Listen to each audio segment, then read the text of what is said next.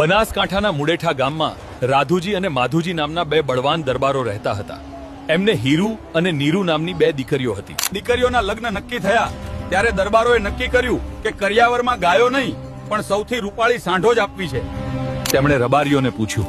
રબારીઓએ વિચાર્યું કે કોઈ ગરીબને આ દરબારો લૂંટી લેશે એટલે તેમણે ચંદ્રુમાણાના વીરાવસાનું નામ આપ્યું. રાધુ અને માધુ ઘોડીએ ચડીને ચંદ્રુમાણા જવા નીકળ્યા.